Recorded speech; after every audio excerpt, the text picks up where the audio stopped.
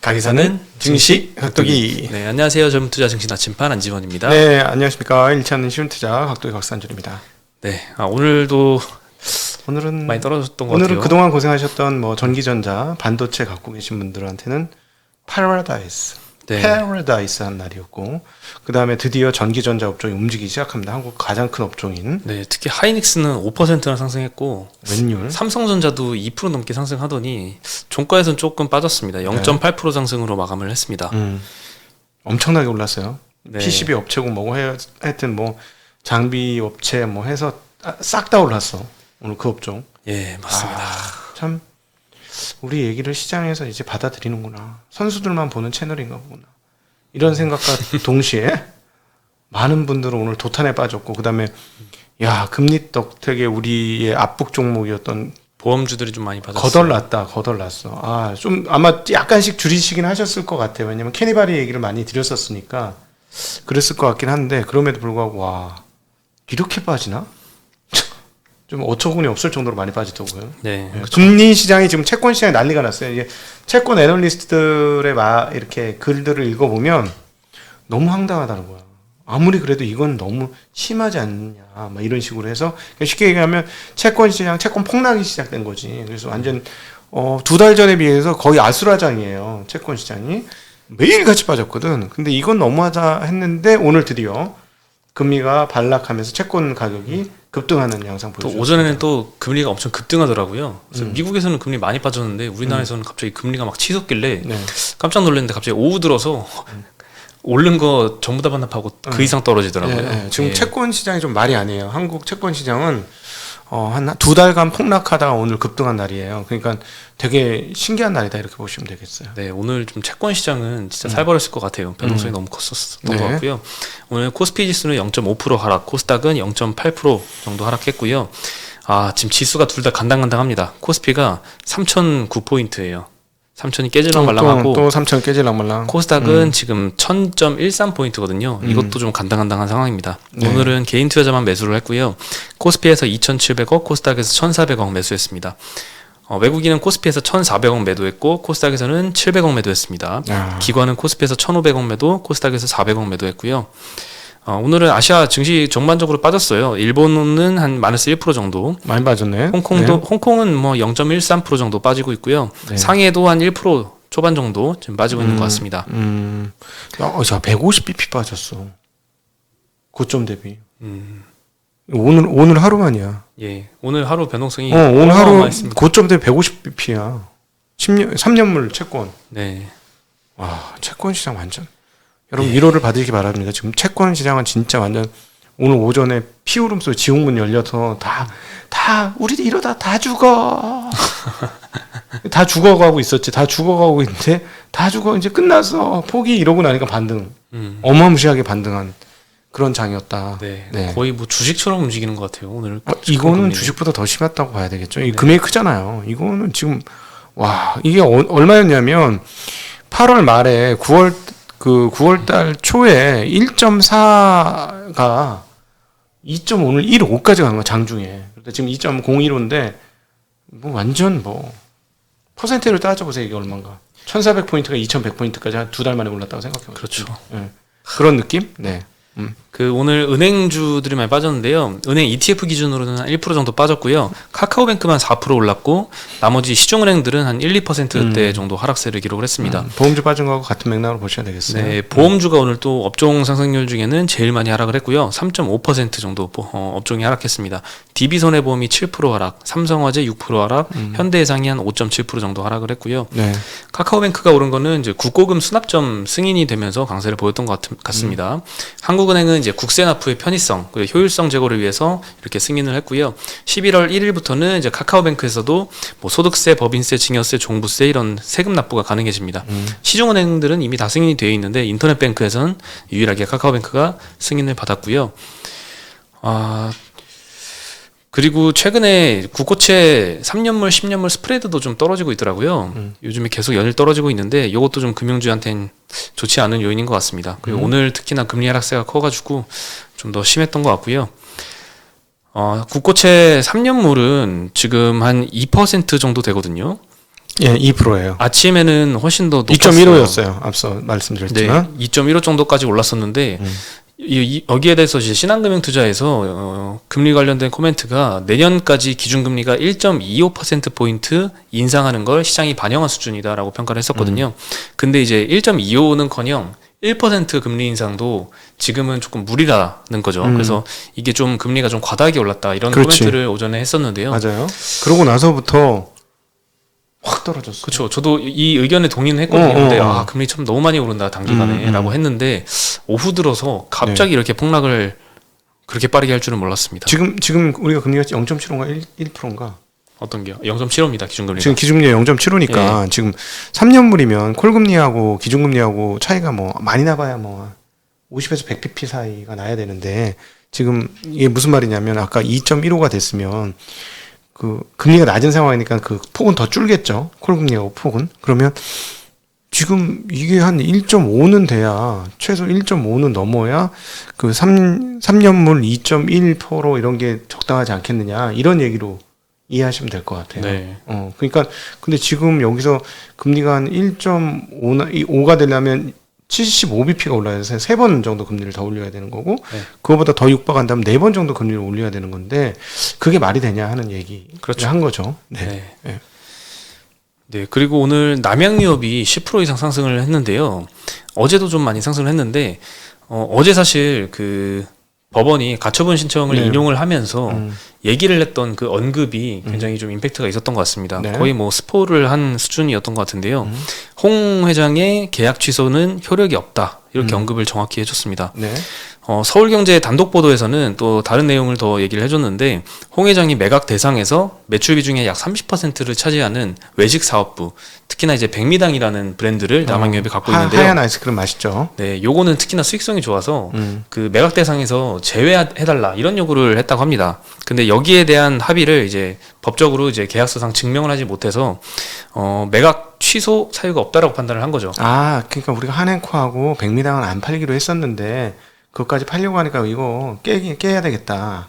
잘못된 거다. 뭐 이렇게 계약서상에는 근데 백미당을 안 판다는 얘기가 없고 없어. 계약서상에는 이제 전체 남양유업을 그냥 다 매각을 하는 걸로 돼 있습니다. 근데 이면 계약을 통해서 이제 백미당을 안 팔기로 합의했다라고 하는데 그걸 증명을 못한 거죠. 진짜 짜증난다. 그렇죠. 뭐 오늘 새로 알려진 사실은 뭐 예전부터 계속 의혹이 있었지만 자꾸 이 계약한 이미 합의를 끝낸 그 내용 이외에 그 이후에 계속 추가적인 요구를 자꾸 한 거죠. 백미당은 안 팔래. 아니면 우리 가족들 경영진 계속 지위는 유지해줘. 이런 요구들을 자꾸 추가하는데 그런 걸 받아줄 수가 없잖아요. 이걸 받아주지 않았더니 이제 계약 취소 통보한 걸로 알려졌고요. 여기에 대해서 이제 법적으로 증명을 못했으니 법원에서도 이 한앤코가 신청한 가처분 신청을 인용을 한 겁니다. 이면 계약은 없다는 거네. 이면 계약이 증명되지 않은 거죠. 그러니까 자기 머릿속에서만 이면 계약을 썼네. 자기는 이미 쓴 거야. 이면 계약을 쓴 거야. 아까워, 내 돈 아까워. 뭐 뻔히 보이는데 머릿속이 뭐 무슨 생각했는지. 여러분 돈을 벌어도 우리 이렇게 살지 맙시다. 주식 잘하면 돈 벌 수 있거든요. 우리 가족 여러분들은 돈 벌어서 세상에 이로움을 끼치는 홍익 인간의 정신으로 사시기를 바라면서 이분 홍씨인데 홍익 인간 모르네. 그러게요. 뭐 결국에는 이제 이걸 뺏기지 않을지 아니면 한앤코가 가져갈지는 그 소송 결과가 나와봐야 알 것 같은데 일단 어제 나온 그 발언 때문에 약간의 힌트는 얻은 것 같긴 합니다. 네. 덕분에 뭐 난리가 났어. 남양유업은 주가가. 네, 맞습니다. 그리고 오늘 리오프닝 관련주들이 전체적으로 많이 빠졌습니다. 여행주, 항공주, 그리고 엔터주들도 그동안 많이 좋았는데 오늘은 좀 하락폭이 컸고요. 신규 확진자가 또 2,000명을 갑자기 넘었더라고요. 오랜만에. 그리고 SM 같은 경우에는 특히 다른 엔터주 대비 좀 더 많이 빠졌는데 매각 과정에서 이수만 경영진이 원래는 이제 경영진에서 물러나겠다고 했는데 경영진을 유지해달라는 조건이 추가됐다고 하고요. 그리고 연봉도 100억 원 정도를 이제 보장해달라 이런 요구를 했다라고 이제 알려졌습니다. 처음에는 이제 하이브, 카카오 등 여러 원매자들이 다 인수 의지가 있었는데 이런 요구들을 듣고 나니 인수 의지가 꺾여서 이제 결국 CJENM만 남았다고 설명을 하고 있고요. 그래서 지금 단독 협상은 진행 중입니다. CJENM은 아직 그럼에도 불구하고 의사는 있나 봐요. 근데 이제 이 워낙 경영을 이때까지 잘 해와서 회사를 잘 키웠던 분이니까 그렇지. 경영권 유지하는 거는 뭐 그렇다 치는데 100억 원 연봉을 지급하는 거 요거에 대해서는 인수자만의 문제는 아니잖아요. 기존에 이거 회사 돈으로 100억을 지급을 해야 되니까 기존 모든 주주들의 이해관계가 엮여 있는 상황인데 네. 뭐 돈을 뭐 2천억, 3천억씩 매년 버는 회사면 100억 줘도 뭐 큰 이상이 없겠지만 지금 최근 5년 순이익을 보면요. 올해는 컨센서스 기준입니다. 올해 컨센서스가 굉장히 높거든요. 한 500억 정도 순이익을 낼 거라고 보고 있는데 이거 포함해서 최근 5년간 순이익을 평균이 아닙니다. 전부 다 합산했을 때 60억 정도가 나오거든요. 적자였단 말씀이신 예, 거죠? 특히 그 전년도는 적자가 좀 컸었거든요. 근데 이런 상황에서 물론 앞으로는 벌지 모르겠지만 100억 원의 연봉을 매년 지급을 한다. 이거는 조금 굉장히 큰 비용 부담일 수도 있을 것 같습니다. 물론 기존의 연봉에서 그 증감분을 고려를 해야겠지만요. 네, 그전 연봉은 제가 잘 모르겠지만 어쨌든 좀 전체 주주들에게도 좀 실망감을 좀 주지 않았나 싶습니다. 이 소식이. 어떻게 생각하세요? 근데 뭐 사실 얘기 잘해라. 큰일 난다. 예. 이 엔터주거 같은 경우에는 또 어떻게 생각해 보면 딱 순이익 수치로만 판단할 수는 없을 것 같기도 해요. 왜냐하면 기업 가치 증가분이 굉장히 컸잖아요 이때까지. 그렇지. 그래서 회사에 분명히 이수만 경영진이 기여를 한 건 매년 100억 원 이상일 겁니다. 지금 시가총액을 고려를 하면. 네, 그렇지만 또 이 주주들 입장에서는 또 어떻게 생각할지 모르겠네요. 워렌 버핏이 이제는 이제 지주사 회장이시잖아요. 그래서 하는 게 M&A 전문이잖아. 네. 근데 M&A 할 때 제일 많이 얘기하는 게 뭐야? 주인 의식을 가진 사람이 후계 구도에 대해 고민 안 하고 계속 경영을 하고 싶어 하는 분들은 저한테 와서 회사를 파세요. 자금 관리는 우리가 알아서 할 테니까 자금에 대해서 걱정하지 마시고 돈 번 거 우리한테 보내시기만 하면 원하는 대로 계속 경영을 하세요. 라는 얘기잖아요. 네. 그러니까 주인 의식이 많으면 그 사람도 월급이 그렇게 많지 않더라도 잘 돌아간다라는 뉘앙스도 조금 있어. 그러니까 본인도 그렇게 많이 안 받는다 그러잖아. 근데 사실은 다 지분을 갖고 있으니까 많이 안 받아도 되긴 하지. 그렇죠. 그분이야 그렇긴 한데 전 이중적이네요. 누구는 100억을 받아야 된다고 생각합니다. 저는. 왜냐하면 이 봉급이 누군가는 올라가야 돼. 그래야 우리도 같이 올라가. 100억 받는 사람, 저 사람도 100억 받는데 나는요. 이렇게 할 수 있잖아? 10억이 최고야.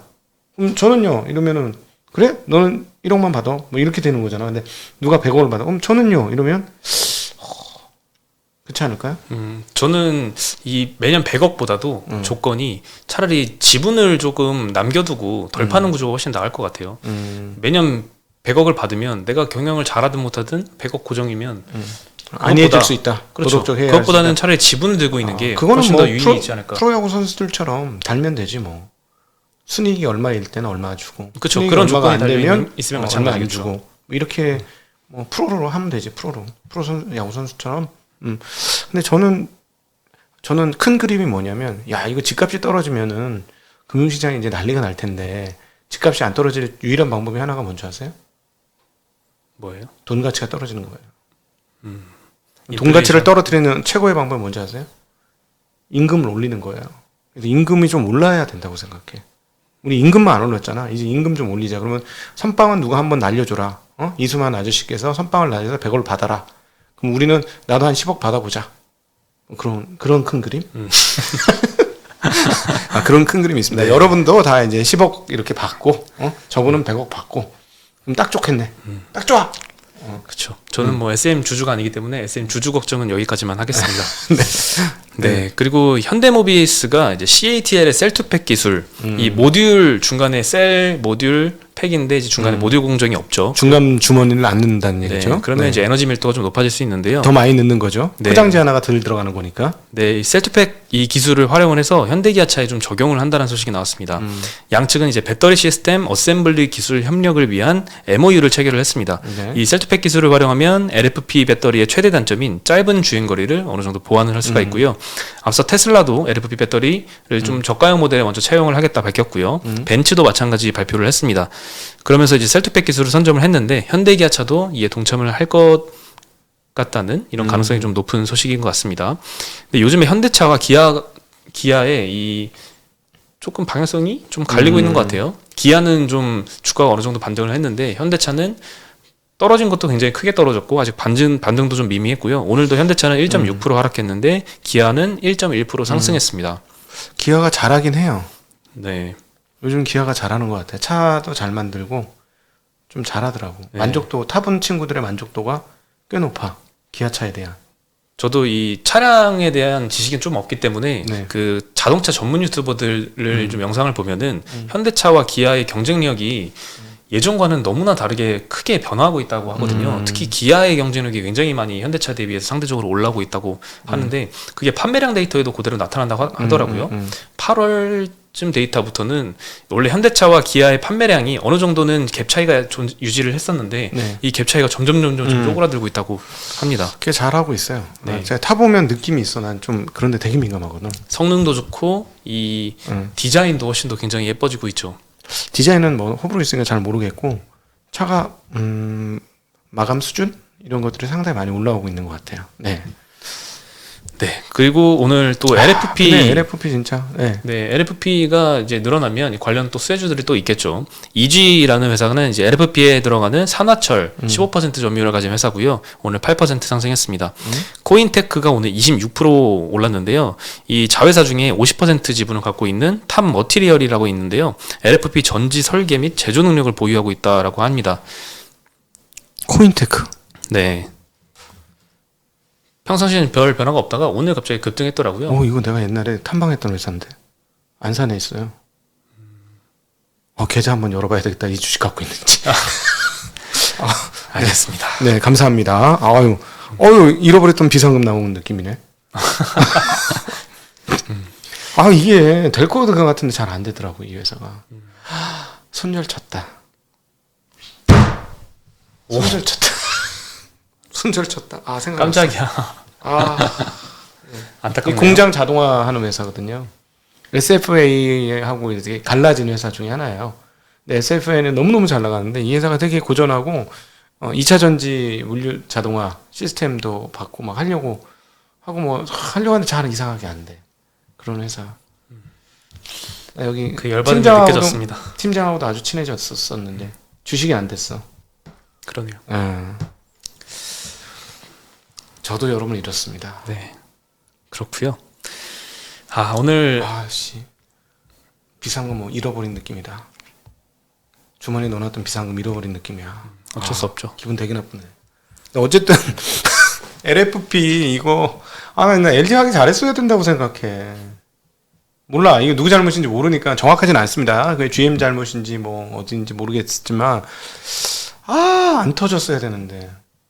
안 터졌으면 다들 쭉쭉 밀어붙이고 물론 가격의 문제는 있어요. 가격이 싸고 공급이 조달이 잘 되니까 그런 부분이 있긴 한데 자꾸 옛날에 LFP 처음 얘기 나올 때 제가 싸다는 느낌의 얘기를 드렸던 거 혹시 기억나시나요? 기억납니다. 이게 쉽게 얘기하면 자동차 골조를 팩으로 만들면 이게 상황이 정말 달라지거든. 정말 많이 때려 박을 수가 있어요. 그러면 좀 무게도 무겁고 좀 문제가 있긴 하지만 그 때려 박은 양이 열 관리가 훨씬 더 용이하기 때문에 즉 안 터질 확률이 높고 그리고 또 열 관리가 용이하기 때문에 엄청나게 많은 단점에도 불구하고 만충을 한 경우 NCA나 NCM하고 육박하는 정도 수준이 여름날 기준으로 달려질 수 있다. 그러면은 가격이 싸니까 전혀 다른 문제가 되는 거죠. 가격 엄청 싸게 만들거든요, 얘들 지금. 깜짝 놀래요. 이 가격을 할 정도로. 그리고 이번 주에는 이제 삼성전자 하이닉스의 컨퍼런스 콜이 있었습니다. 화요일에 이제 하이닉스가 했었고요. 오늘 이제 삼성전자가 했었는데 참 요즘 컨퍼런스 콜이 주가에 영향을 좀 많이 미치고 있는 것 같습니다. 오늘도 이제 삼성전자에서는 이 4분기 D램 생산 가이던스가 시장에서 예상하는 수준이라고 얘기를 했습니다. 그래서 메모리 과잉 생산에 대한 우려가 조금 잦아든 것 같고요.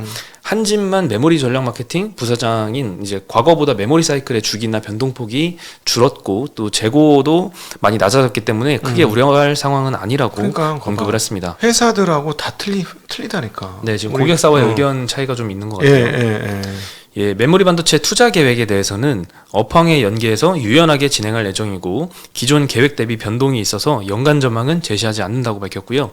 파운드리에 대해서는 이제 평택 공장 캐파 확대 그리고 미국 공장 신설 이제 하겠죠. 이걸 진행 중이고 2026년까지 3배로 캐파를 확대한다고 했거든요. 근데 이 3배로 확대를 한다. 물론 나중에 좋겠지만 요 고정비 부담이 조금 또 우려를 자극한 게 아닌가 싶어요. 오늘 하이닉스가 강했는데 삼성전자는 좀 그에 못 미쳤잖아요.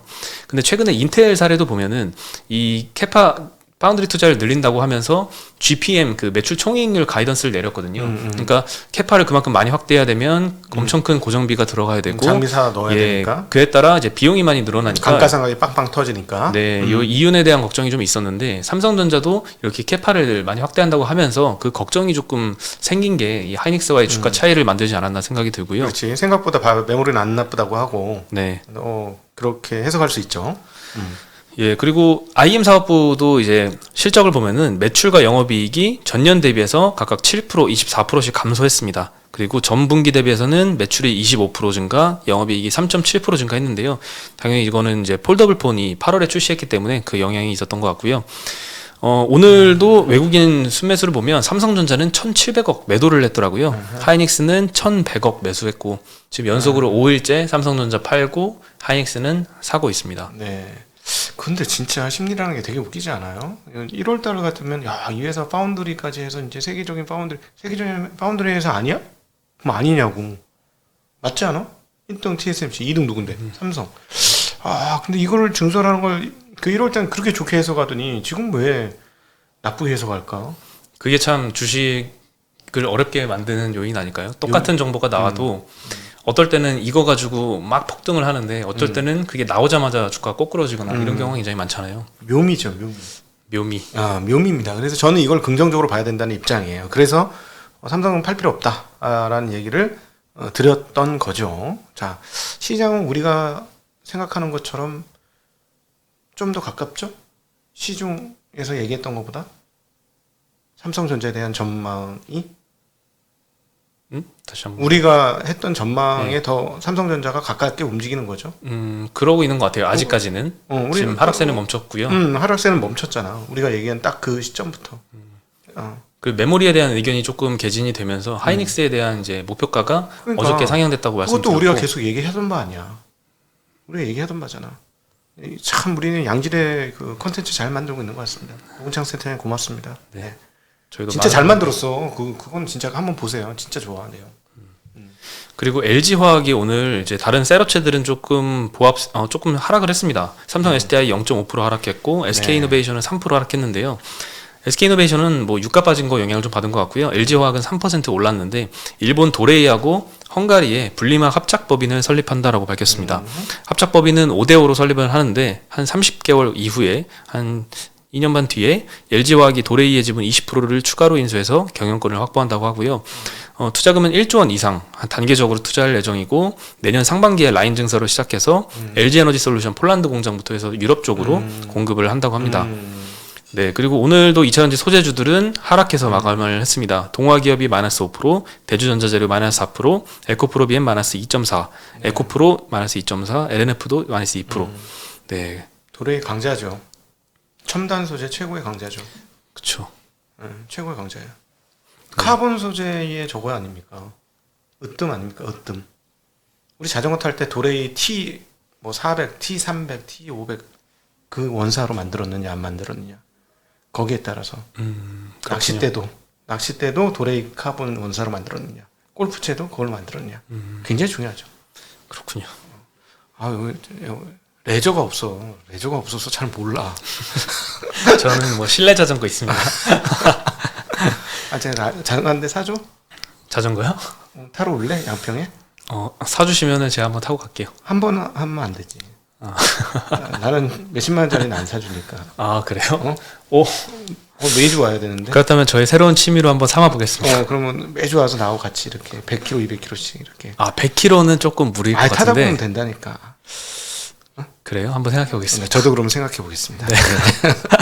그리고 이제 서울시에서는 2025년까지 배달 오토바이하고 노후화된 좀 경유 택배차 요거를 100% 전기차로 좀 바꾸겠다 이런 계획을 밝혔고요. 좋네요. 예, 서울시는 2025년까지 전기 오토바이 6만 2천 대를 보급을 할 텐데 이 중 절반 이상은 배달용으로 할당을 한다고 합니다. 택배차는 내년부터 새로 구매하는 차량에 대해서는 100% 전기차를 구매하도록 이제 택배사들과 협의를 한다고 합니다. 네. 네, 빠르게 지금 대응은 잘 하고 있는 것 같아요. 좋네. 예, 이거는 좋은 것 같아요. 예, 다만 좀 배달 오토바이 같은 경우에는 전기 오토바이로 바꾸면 소리가 안 나잖아요. 안 그래서 나죠. 위험하게 운전을 하는 경우에는 더 위험해질 수도 있지 않을까 이런 생각도 듭니다. 네. 지나가는 것도 모르면은 참 오토바이 위험하지. 예, 사고 많이 날 수 있을 것 같은데요. 나도 오토바이 탔는데 좀 위험하긴 해요. 예. 왜냐면 자빠지면 다치거든. 이게 방어막이 없으니까. 네, 그렇죠. 네. 그리고 오늘 조금 시간이 길어졌는데 이거는 중요한 소식 같아서 마지막으로 전해드리면요. 일단 금융위에서 발표를 했는데요. 12월부터는 전환사채에 대한 전환 조건, 이 리픽싱이라고 하죠. 전환 가격을 조정하는 건데요. 요거에 대한 조건이 좀 바뀝니다. 네. 기존에는 이제 주가가 떨어지면 정해진 전환 가격도 원래가 100이었을 때 70 수준까지는 낮출 수가 있습니다. 주로 떨어뜨리는 리픽싱만 가능했죠. 그렇죠. 네. 근데- 현재 가격보다. 그래도 우리가 12만 나오면 10 맨날 그랬잖아. 그지? 또 10.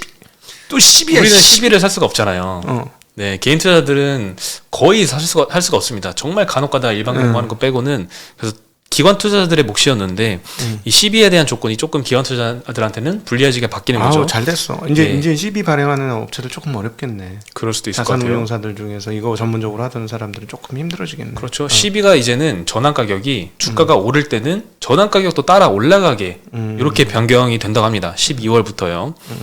네, 그래서 이 그동안 이제 금융위에서 밝힌 바로는 리픽싱 조항이 최대 주주의 지분 확대 수단 또는 불공정 거래 수단으로 악용되는 사례가 많았다고 설명을 했고요. 가능하지. 예, 금융위에서 밝힌 악용 사례를 하나 소개해드리면 리픽싱 조건이 있는 전환사채를 발행한 후에 의도적으로 악재를 유포합니다. 그렇지. 그래서 주가 하락시킨 후에 어. 전환 가격이 낮아지겠죠. 네. 그때 루머가 회사되고 주가가 상승하면 전환을 해버리는 거죠.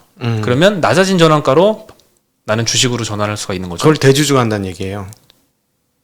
그거는 이제 12 투자자가 하는데 그렇게 대주주가 의도적으로 악재를 유포하고 이렇게 해주려면 뭔가 연이 있겠죠. 아니 대주주가 그렇게 하는 경우도 대주주가 12를 발행해가지고 12가 자기가 인수를 해가지고 그런 경우도 있죠. 그래가지고 아우 양아치지 그러면 그러니까 이제 지분이 모자르니까 좀 답답해서 그렇게 하긴 할 수도 이해는 되나 그렇게 하면 안 되지. 좀 정통으로 살자 우리. 그렇죠. 이거는 정말 아니, 왜냐하면 감가상각 세게 때리면 적자 나는 거예요. 회계 기준이 변경해가지고 7년 상각하는 거 5년 상각해봐. 그럼 그냥 적자 나는 거지 뭐. 그렇죠. 현금으로는 플러스인데 영업이익 적자 빵 터트리는 거야. 그럼 주가 확 떨어지지 뭐. 사람들이 왜 현금으로까지 다 보나? 그러니까 그렇게 되면 리픽싱 대놓고 10,000원에 하던 거 7,000원을 리픽싱하고 그 다음에 유유히 다시 실적 그 다음 분기는 더 좋아지지. 예를 들자면 감가상각 더 많이 해놨으니까 그럼 더 좋아지면 그때 유유히 전환을 해서 7,000원에 주식을 사버리는.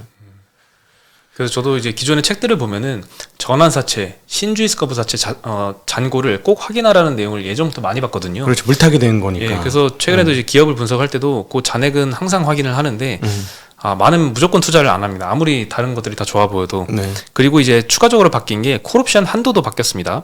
이 12 발행 당시 지분율만큼만 콜옵션 한도를 인정해 주도록 개정이 됐습니다. 지분율을 더 늘리지 못하게 한다는 거죠. 그렇죠. 대주주 편법으로. 지분이 만약에 30%다라고 하면 12를 100억치 발행했을 때 콜옵션 행사를 30억까지만 할 수 있게 하는 네, 거죠. 네. 보통 이제 이 콜옵션 같은 경우에는 이 권리가 제3자한테 있는데 제3자가 보통 대주주거나 이제 아들이거나 이런 경우가 많거든요. 근데 이 한도를 제한을 그래요. 하고 있는 거죠. 합리적인 것 같습니다. 네. 바뀐 규정은 이제 12월부터 이사회에서 발행을 결정한 12부터 적용이 될 예정입니다. 야, 12월 전까지 12 연락 발행하겠네 또. 네, 근데 얼마 한 달 남았네요. 많이 남았네요. 발행할 사람들은 연락 발행하겠지 지금. 그렇겠죠. 네. 예, 오늘 소식은 여기까지고요. 길게 들어주셔서 감사합니다. 저희는 내일 다시 인사드리겠습니다. 안녕.